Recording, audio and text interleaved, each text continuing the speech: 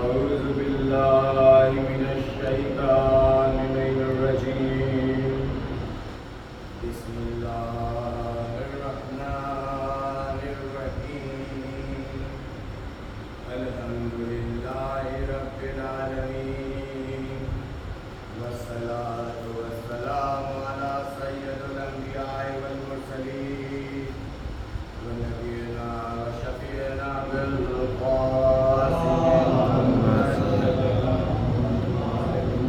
وآله الطيبين الطاهرين المعصومين المظلومين المنتقدين ولعنة الله على أعدائهم أجمعين. صلوات.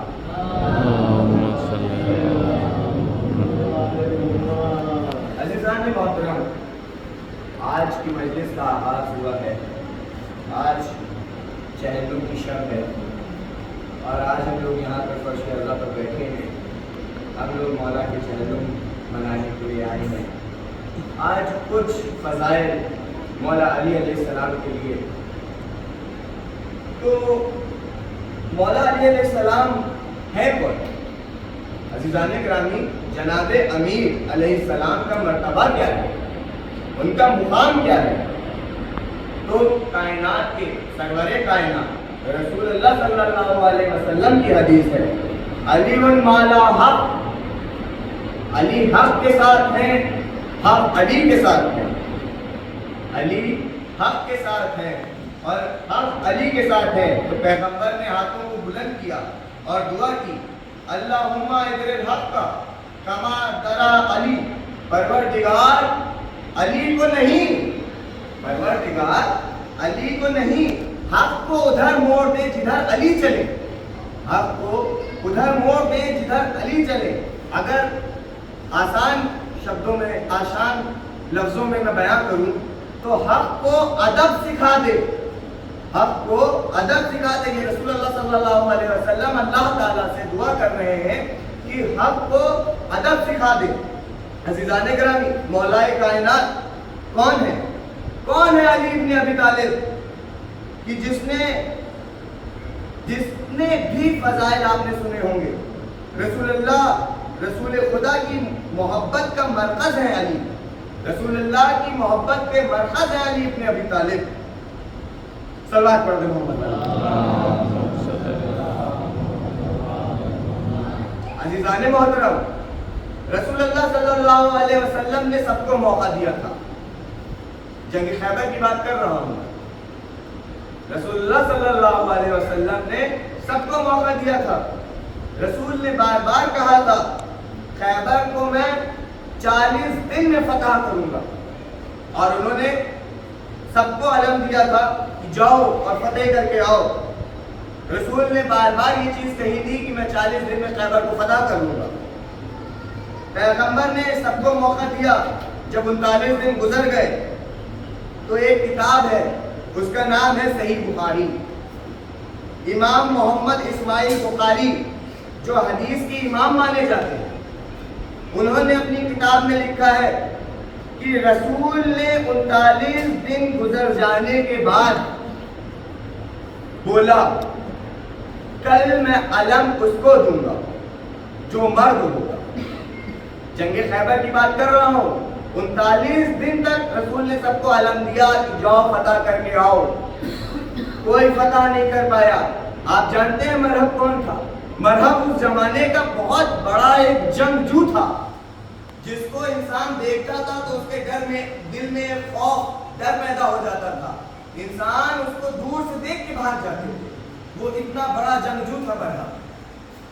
تو رسول اللہ صلی اللہ علیہ وسلم نے 39 دن میں یہ بولا کہ کل میں علم اس کو دوں گا جو مرد ہوگا، جو کرار ہوگا، جو خیر فرار ہوگا، وہ اللہ اور اللہ کے رسول سے محبت کرتا ہوگا، اور اللہ کا رسول اس سے محبت کرتا ہوگا.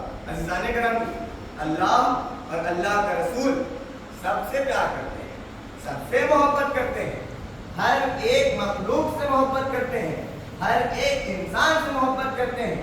لیکن اللہ اور اللہ کا رسول جیسی محبت علی ابن ابی طالب سے کرتا تھا ویسی محبت کسی سے نہیں کرتا تھا، کیونکہ علی ابن ابی طالب شیر خدا نے جو دین کے لیے قربانیاں دی ہیں ویسی قربانی کسی اور نے نہیں دی۔ علی ابن ابی طالب جب رسول اللہ صلی اللہ علیہ وسلم کے ساتھ چلتے تھے تو دین نیا نیا پھیل رہا تھا، رسول کے اوپر پتھر مارے جاتے تھے۔ مولا علی علیہ السلام، مولا مشکل کشا، ان پتھروں کو اپنے اوپر لے لیتے تھے، کہتے تھے میں جان دے دوں گا لیکن رسول کے اوپر آنچ نہیں آنے دوں گا۔ رسول اللہ صلی اللہ علیہ وسلم مولا علی علیہ السلام کو، مولا مشکل کشا کو اپنا بھائی مانتے تھے، کہتے تھے کہ علی میرا بھائی ہے، اور اسی بھائی نے مطلب ہمارے مولا علی علیہ السلام، مولا مشکل کشا علی ابن ابی طالب نے تہجد کی نماز میں دعا کری پروردگار سے، اے پروردگار مجھے ایک بیٹا عطا کر دے جو مجھے کربلا میں میری نمائندگی کر سکے۔ اللہ نے کہا یہ تو شیر خدا ہے، ان کو بیٹا بھی میں عباس جیسا عطا کروں گا۔ مولا عباس کے کچھ فضائل آپ سنیے، مولا عباس کی کیا شان تھی آپ سنیے۔ مولا عباس علیہ السلام، آپ کو بتاتا ہوں میں، شیر کس کو کہتے ہیں؟ عربک میں شیر بولتے ہیں اسد کو، اسد کو شیر بولتے ہیں، زرغام بولتے ہیں چیر پھاڑ کرنے والا شیر کو، زیغم بولتے ہیں دوڑتے ہوئے شیر کو، حارث بولتے ہیں حفاظت کرتے ہوئے شیر کو، غضنفر بولتے ہیں بڑے اور بوڑھے شیر کو، لیث بولتے ہیں گراتے ہوئے شیر کو، حیدر بولتے ہیں حملہ کرتے ہوئے شیر کو۔ اور عزیزان محترم، میں نے کسی کتاب میں پڑھا ہے، میں نے جب ڈھونڈا کہ عباس کسے کہتے ہیں، عباس کسے کہتے ہیں، جب میں نے ڈھونڈا تو مجھے ملا عباس کہتے ہیں انگڑائی لیتے ہوئے شیر کو۔ ایک کتاب میں مجھے ملا عباس کہتے ہیں انگڑائی لیتے ہوئے شیر کو، اور ایک دوسری کتاب میں نے پڑھا عباس اسے کہتے ہیں جس سے شیر بھی فرار ہو۔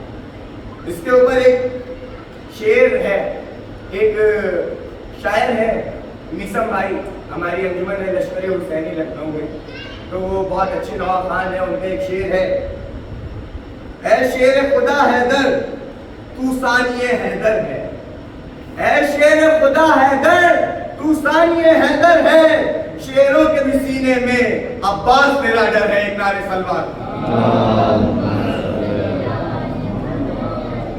عزیزان محترم، مولا عباس علیہ السلام کی آنکھیں بہت خوبصورت ہیں، مولا علی علیہ السلام کی آنکھیں بہت بڑی بڑی تھیں اور بہت خوبصورت تھی مولا علی علیہ السلام کی آنکھیں۔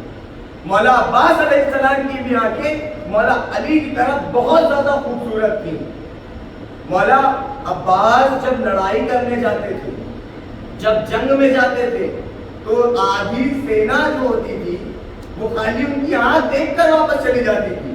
مولا عباس کی جو آنکھ تھی وہ اتنی زیادہ سرخ ہو جاتی تھی جب ان کے تیور آتے تھے، جب وہ جلال میں آتے تھے، جب وہ ذوالفقار نکالتے تھے مولا علی علیہ السلام، تو ان کی آنکھیں بالکل سرخ ہو جاتی تھی، دشمن دیکھ کے بھاگ جاتا تھا۔ تو مولا عباس علیہ السلام جب جنگ میں جاتے تھے تو وہ اپنے چہرے کو کور کر لیتے تھے، اپنے چہرے کے اوپر پردہ ڈال لیتے تھے اور پھر وہ جنگ کرتے تھے۔ ایک سلوات پڑھ لیں۔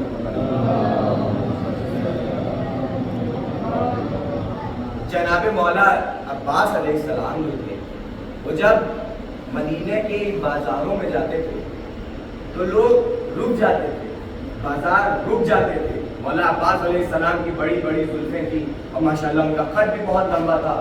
وہ گھوڑے پہ جب بیٹھتے تھے تو ان کے پیر زمین پہ ٹچ ہوتے تھے، زمین کو چھوتے تھے ان کے پیر، اتنا بڑا اور بہترین مقام تھا ان کا۔ مولا عباس علیہ السلام کی فضائل سنانے کو بیٹھ جاؤں تو پوری رات گزر جائے، لیکن آپ کو ایک اور بات بتاتا چلوں۔ جناب عباس کی چہیتی بانجی بی بی سکینہ، جب کربلا کا واقعہ ہوا، عاشورہ کا دن آیا، سب ایک ایک قتل ہوتے چلے گئے، سب قتل ہو گئے۔ جناب سکینہ بولتی تھیں جب شام کا وقت آیا تو جناب سکینہ کا ایک نوحہ تھا، وہ بولتی تھی شعر پیش کرنا چاہوں گا میں آپ کے درمیان۔ اس چھوٹے سے سن میں جو ستم میں نے اٹھائے، اللہ کسی کو نہ یتیم ایسا بنائے، میں تجھ کو بلاتی رہی تم بھی تو نہ آئے، میں بن گئی بادر لعینوں کا نشانہ۔ بی بی سکینہ کو یہ بتایا جاتا تھا کہ بی بی جب کوئی یتیم ہو جاتا ہے تو اس سے لوگ اچھے سے بات کرتے ہیں، لوگ اس سے پیار کرتے ہیں، لوگ اس کو دلاسا دیتے ہیں، لیکن ہائے میری بی بی جو کربلا میں تھی، نہ اس کو کوئی دلاسا دینے والا، نہ اس کو کوئی پیار کرنے والا۔ عزیزان محترم، وہ شمر جو ایک بہت بڑا جنگجو تھا، اس کا ہاتھ کتنا زیادہ سخت ہوگا، اس نے اس ہاتھ سے بی بی سکینہ کے تماچے مارے۔ آپ سوچ سکتے ہیں 4 سالہ بچی کو پتا بھی نہیں ہوتا کہ بے ہوش ہونا کیا ہوتا ہے۔ آپ کو لگتا ہے کہ جب ایک بہت بڑا جنگجو جس کا ہاتھ اتنا مضبوط ہو، وہ کسی کو تماچا مارے، بڑا انسان نہ کھڑا ہو پائے، وہ 4 سالہ بچی جب بی بی سکینہ کو تماچا لگا تو وہ جا کر بہت دور گری اور بے ہوش ہو گئی۔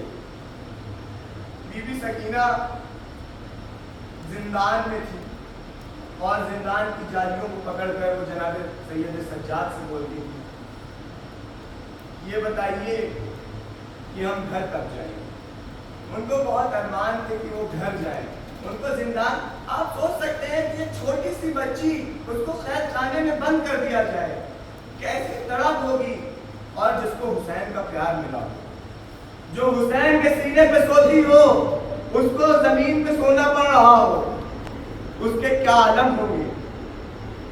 ایک شاعر لکھتا ہے، جناب سکینہ بولتی ہیں، گھر لوٹ کے جاتے ہیں ہر ایک شام پرندے، قسمت میں لکھے ہیں میرے زندہ کے اندھیرے، کب تک میں جیوں گی یوں ہی اشکوں کے سہارے، لگتا ہے کہ مر جاؤں گی اب دور وطن سے، ہوگا نہ میسر مجھے اب گھر لوٹ کے جانا۔ بی بی سکینہ روتی تھی زندان میں کہ مجھے گھر جانا ہے، مجھے گھر جانا ہے، مجھے اپنے بابا سے ملنا ہے۔ جب لئیم کو پتا چلا کہ کوئی بچی رو رہی ہے کہ اس کو اس کے بابا سے ملنا ہے، تو لئیموں نے ان کو تماچے مارے اور بچی بے ہوش ہو گئی۔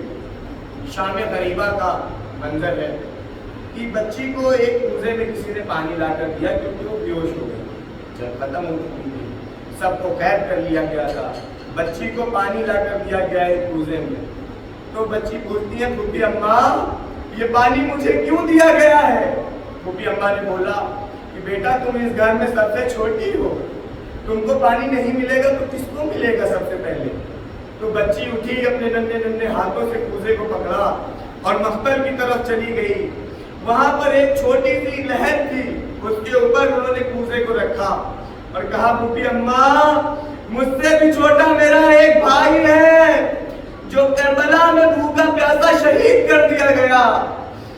اس میں راوی کہتا ہے ایک جام ہوا شام غریبہ میں میسر، اس کوزے کو رکھائی تھی اصغر کی لحد پر، تھا مجھ سے بھی چھوٹا میرا بھیا میرا دلبر، شرمندہ میں ہو جاتی چچا پیاس بجھا کر۔ بی بی سکینہ نے یہ نوحہ کرا اور بی بی سکینہ کے جب ضد کری انہوں نے کہ مجھے اپنے بابا سے ملنا ہے، مجھے اپنے بابا سے ملنا ہے، مجھے اپنے بابا سے ملنا ہے، تو لئی نے کیا کیا کہ لئی نے کہا کہ جاؤ حسین کا سر دے دو۔ تو ایک تشت میں مولا حسین علیہ السلام کا سر رکھا گیا، اس کے اوپر سے کپڑا ڈال کر جب زندان شام میں لے کے گیا، زندان میں لے کے گئے تو بی بی سکینہ کے سامنے پیش کیا گیا وہ سر، یہ لیجئے۔ جب سر کے اوپر سے پردہ ہٹا، آئے میری بی بی کا کیا عالم رہا ہوگا جو یتیمہ بھی ہے، جس کو یتیم ہونے کے بعد شمر نے اس کے بندے تک گھسیٹ لیے۔ شمر سے بی بی بولتی تھی، شمر سے بی بی کہتی تھی کہ اے شمر رک جا، میں بندے اتار کے دے رہی ہوں تجھے۔ یہ بندے امام حسین علیہ السلام نے بی بی کو تحفے میں دیے تھے۔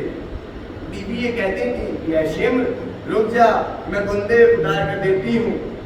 پھر یہ کہنے لگی رو رو کے یتیمہ بابا میرے بالوں کو ستمگر نے جو پکڑا بابا، مارا ظالم نے مجھے ایسا تماچا بابا، چھا گیا میری نگاہوں میں اندھیرا بابا۔ بی بی سکینہ بولتی تھی، کہتی تھی میں یتیم ہوں مجھ پر نہ وار کر، کیونکہ بیوی کو بتایا گیا تھا کہ جو یتیم ہوتا ہے اس پہ سب پیار کرتے ہیں اس سے، تو بیوی یہی بولتی تھی، کہتی تھی میں یتیم ہوں مجھ پر نہ وار کر، کہ کتنی منتیں کی بہت انتظار کر، میں دے رہی تھی شمر کو بندے اتار کر، چھینے ہے بے رحم نے مگر مجھ کو مار کر۔ بی بی سکینہ نے اپنے گال پر امام حسین علیہ السلام کے گال کے اوپر رکھا اور بولا، بابا مجھے نہیں رہنا اس زندان میں، بابا مجھے اندھیرے سے ڈر لگتا ہے، بابا مجھے اپنے ساتھ لے چلیں۔ اتنی دیر میں بی بی زمین پر گری اور جناب سید سجاد نے بولا، انا للہ و انا الیہ راجعون، الا نعوذ باللہ من الظالمین۔